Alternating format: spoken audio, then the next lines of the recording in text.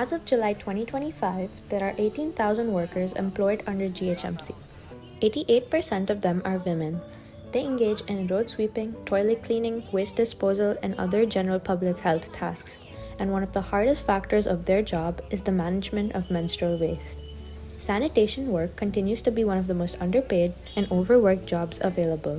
Despite this, they don't get the support they deserve, which is why our team set out to spend the day with them and learn more about their lives. మీ పేరేంటి? అనసూయ. మమత madam. నా పేరు లావణ్య. పద్మ. మీరు ఎన్ని ఏళ్ళుగా చేస్తున్నారు ఇది? 4 years madam. 20 సంవత్సరాలు. 10 years 2001 నుండి చేస్తున్నాను నేను. 25 సంవత్సరాలు.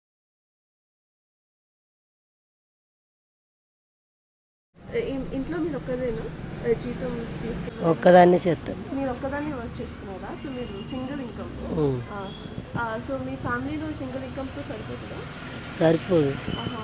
నేను మా ఆయన అంతే. మీరు మీ ఆయన వర్క్ చేస్తారు. ఇప్పుడు మీకు జీతం ఎంత వస్తుంది? ఇప్పుడు 15,000 వస్తుంది. 15,000. సారీ, వేలు సారీ, 15,000 వస్తుంది. మళ్ళీ అది సరిపోతుందా మీకు? సరిపోవు కానీ ఎట్లా అంటే చదువుకోవాల్సి వస్తుంది. Okay okay. మా ఆయన చేస్తాడు మేడం. మీ ఆయన చేస్తారు. మీకు జీతం ఎంత వస్తుంది? 15,000. 15,000. ఓకే, 15,000తో మీకు సరిపోతుందా? సరిపోతలేదు మేడం. ఓకే. ఇప్పుడు మీ ఆయనకి వాళ్ళ జీతం కూడా వస్తుంది కదా, అన్ని కలిపి మీకు నడుస్తుందా? ఆటో నడుపుతాడుగా మేడం, తక్కువ. ఓకే. ఇబ్బంది పడుతూనే ఉంటాం కదా మేడం. ఓకే. మాకు ఈఎస్ఐ పిఎఫ్ఓను 15,000 వస్తాయి. డుమ్మలు కొడితే 12,000, 7,000, 8,000 ఇట్లా వస్తాయి. కంటిన్యూగా చేస్తే 15,000 వస్తాయి. 15,000 సరిపోదు మేడం. ఇల్లు కిరాయి, రెంటు 8,000 వస్తుంది. మిగతా దాంట్లోనే అడ్జస్ట్ చేసుకోవాలి. బాబు ఫీజులు, పిల్లల ఫీజులు, చిన్న పిల్లలు వాళ్ళ ఫీజులు కట్టడానికి ఇబ్బంది ఉంటాం. దానికి ఇక ఎట్లా ఉంటారంటే ఇక హస్బెండో పిల్లలో ఎవరో చేస్తూనే దాని వంటల అడ్మెంట్ అవుతున్నావు. దానికి ఈ జీతానికే చూసుకుంటే సరిపోదు జీతం. అప్పటి నుండి 1000 రూపాయల నుండి చేస్తే రాగా కేసీఆర్ వచ్చినాకనే మాకు ఈ జీతం పెరిగింది. అప్పటి నుండి ఇప్పటి వరకు ₹1 చూస్తే పెరగలేదు. జీతం పెరిగింది అప్పుడు. ఎప్పటి వరకు ₹1 పెరగలేదు. లేదు మేడం, ఎవరు పెరిగిందని ప్రతి ఒక్కరు చెప్తుంటారు కానీ ఇంతవరకు జీతం అన్నదే రాలేదు. ఆ కేసీఆర్ పెంచిన జీతమే వస్తుంది.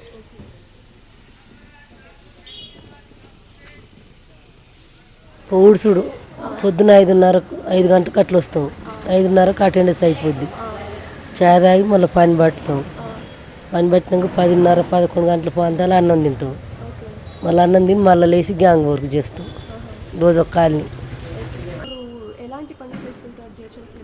ఊడ్చుడు, చెత్తలు, కుప్పలు ఎత్తుకుపోవుడు, ఏదన్నా కుక్క చచ్చినా, పిల్లి చచ్చినా, ఏది చచ్చినా మేమే తీసేయాలి. గలీజ్ అంతా మేము ఊడ్చి ఎత్తిపోతాం మేము.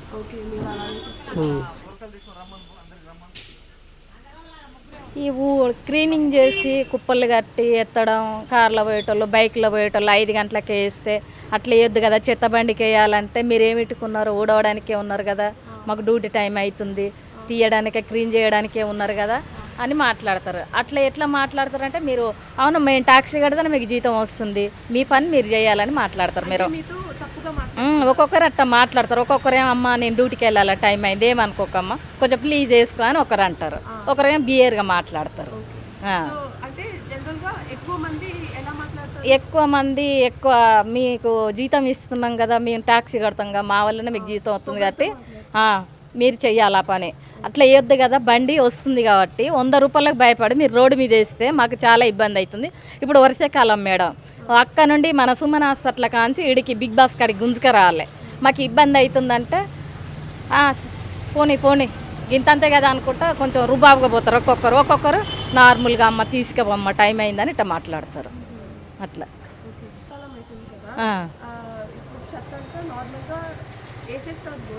వేసేస్తారు మేడం, ఊడుస్తాం.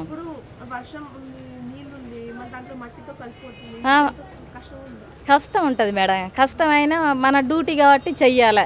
మనకు బాధ్యత, మన డ్యూటీ కాబట్టి మనకు వర్క్ ఇచ్చారు కాబట్టి దానికి కంప్లీట్గా మన బాధ్యతగా చేసి క్లీన్ చేసి పెట్టాలి. వర్షమైనా చేస్తాం మేము. బాగా వర్షం ఉంటే మాత్రం ఆ జిహెచ్ఎంసీలు రెయిన్ కోట్లు ఇచ్చారు కాబట్టి కవర్లు మీదే ఏరుకొస్తాం. కొంచెం ఇప్పుడు నార్మల్గా ఉంది అనుకో కొట్టుకుంటూ వస్తాం, కొట్టి ఎత్తుకొస్తాం.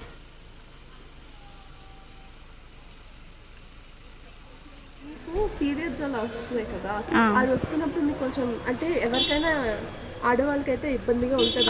అవును మేడం. అంటే మీరైతే చాలా వర్క్ చేయాలి, అవును, ఉడవడం అవన్నీ చేయడానికి కొంచెం కష్టపడాలి కదా. ఇబ్బంది పడతాం కదా మేడం. మీకు ఎలా 1 వీక్ మీకు ఎలా ఉంటుంది? ఇబ్బంది అవుతుంది మేడం. బాగా నడుము నొప్పి, కడుపులో నొప్పి, కాళ్ళు చేతులు గుంజడము, మానసికంగా ఉండడము. మార్నింగ్ వచ్చేటప్పుడు 2 ప్యాడ్స్ పెట్టుకొని వచ్చేస్తాం. 2 ప్యాడ్స్ పెట్టుకోండి. అంటే మీరు నార్మల్గా ప్యాడ్స్ యూస్ చేస్తారు? ఓకే. సో వచ్చినప్పుడు ఇక్కడ వచ్చి చేంజ్ చేసుకుంటారా? ఇక్కడ వాష్రూమ్స్ ఉంటాయి కదా, అక్కడ చేంజ్ చేసుకుంటాం. కొంచెం కష్టం ఉంటుందా? కొంచెం కష్టమే అవుతుంది ఆ టైంలో. Okay okay. మళ్ళీ వాష్రూమ్స్ అవన్నీ హైజీనిక్ ఉన్నాయా? బాగానే ఉంటాయి పార్క్. ఓకే, బాగానే ఉంటాయి. సో ఇక్కడ మేనేజ్ చేసుకుంటారు.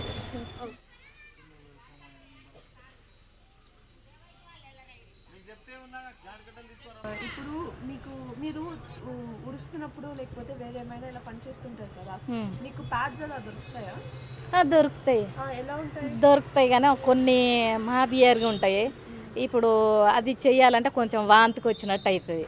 వాంతికి వచ్చినట్టు అయితే ఏమైనా చేయలతో తీయలేక చెక్కలతో చిన్న జాడి కట్ట ఉంటుంది కదా, ఆ జాడి కట్టతో చెక్క పెట్టి తీసి బుట్టలు వేసుకొని పోయి అక్కడ డస్ట్బిన్లు వేస్తాం. పోతారు. ఇక మన లేడీస్ ప్యాడ్స్ కూడా రోడ్ల కిందనే వేస్తారు. బిల్డింగ్లు వాళ్ళు ఉంటారు కదా, వాళ్ళ చేత డస్ట్బిన్లు వేసుకోక రోడ్ల కింద పడేస్తారు. కవర్లు కట్టేస్తారు, కవర్లు కట్టి బ్యాగ్ చేసి కింద పడేస్తారు. అంటే జనరల్గా ఆ ప్యాడ్స్ చూస్తున్నప్పుడు మీరు ఏం చేస్తారు? ఏం తీసేస్తాం మేడం. తీసి ఏం చేస్తారు? ఎలా డిస్పోజ్ అంటే ఎలా? మాకు అది బండి ఉంటుంది, చెత్త డబ్బా, అందులో వేసి ఆ చెత్త డబ్బా ఏంటి, అది ఏంటి కాల్చేస్తారా దాన్ని? కాల్చాం. చెత్త ప్యాంట్ కాడ పోస్తాం, పోతే డీసీఎం వచ్చి ఎత్తుకపోద్ది. Okay okay.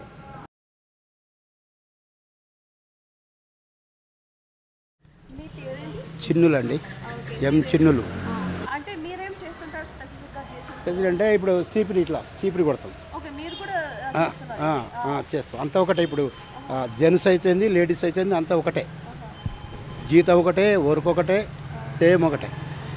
కాకపోతే ఏంటంటే మేడం గారు మాకు జీతాలు సరిపోవట్లేదు. 18,000 జీతం అంటే ఒక్కరోజు రాకుంటే 600 రూపాయలు కట్టు. 600 రూపాయలు కట్టు. మాకు ఈ జీతాలల్లో మాకు ఏం సరిపోవట్లేదు. ఇప్పుడు రూమ్ కిరాయి నెలకు 5,000 6,000 కట్టాలి. పిల్లలు చదివించుకోండు, ప్రతి ఒక్క దానికి రేట్లే ఉన్నాయి. కానీ మాకు ఈ జీతాల విషయంలో ఒక 30,000 చేస్తే మాకు సరిపోతుంది. ఇక పర్మనెంట్ అయితే మాకు కాదు. జీతాలు మాత్రం మాకు చాలా తక్కువ ఉన్నాయి మేడం. ఏం అడగలేకపోతున్నాం. Thank you madam.